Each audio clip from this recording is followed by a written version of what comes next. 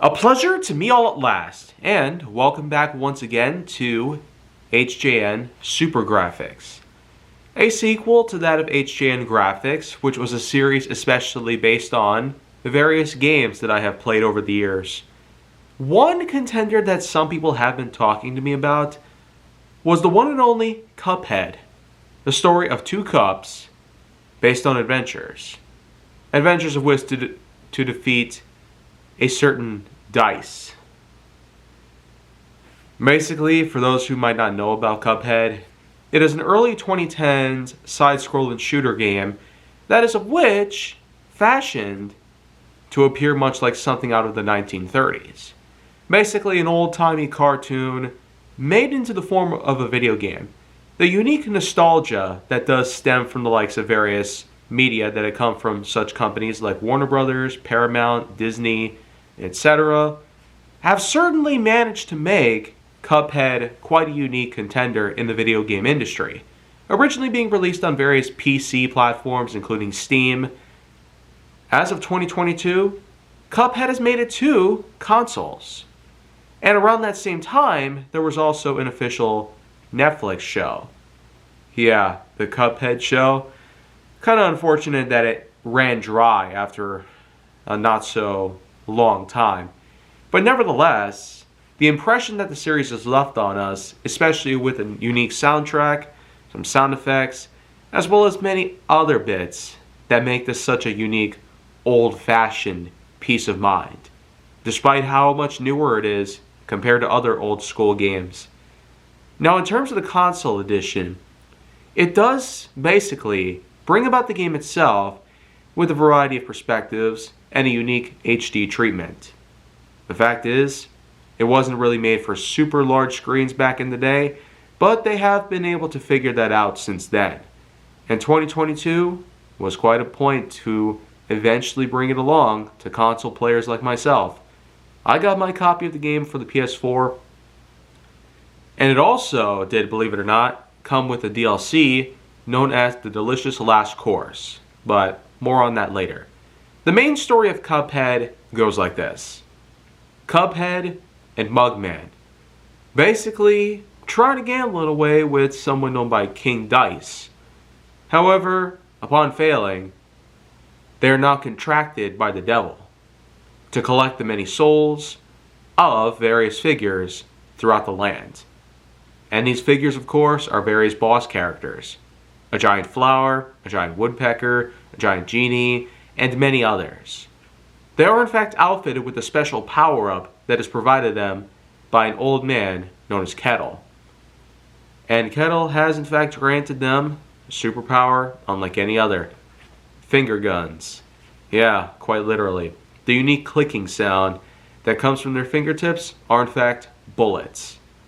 These bullets are in fact powerful enough to take down whatever enemy that Cuphead and Mugman come across. We also can't forget to mention that Cuphead and Mugman have been the staple of various spoofs, parodies, art, and etc. In terms of how the console edition works, it's quite simple really. You have the left stick for moving, X for jumping, as well as square for firing. So, quite simplistic for the controls. Obviously, you have yourself the option button in order to pause the game, the option to quit the game whenever you need to, and there's also a variety of locations to visit. Not just the many levels that you go through, such as going through the forest, going through the deserts, going through the snowy lands, going through the carnival, and plenty of other locales that are well known in the land of which that the story is set upon. Now, not being a big fan of the Cuphead series myself, as I couldn't quite get into it back then, I wasn't really much of a PC gamer, but having at least experienced it in a pretty big way, I can at least confirm that while it doesn't quite pertain the usual dynamic that Cuphead players from the original era of the series had given us, I will at least say that the inclusion of a Delicious Last Course was at least a nice touch to include with the console release of such an iconic PC game, one of which that has enlightened a lot of nostalgia, as well as just a unique novelty. You got two cups fighting against a dice. Yeah. How much goofier can it possibly get? Just imagine the fact that back then you had Disney taking small animals like mice, dogs, and rabbits, for instance, turning them into iconic characters over the years. And we certainly will say that the idea has shifted around to many different sources. But above all, Cuphead, the console edition, at least from my own experience, does play pretty well with the simple control scheme as well as the unique challenge and variety that you work with. Also, the soundtrack is unique, the boss fights are impressive, and definitely give you plenty of things to work with, resources to gather, and not to mention, you really got to be on your toes the whole time.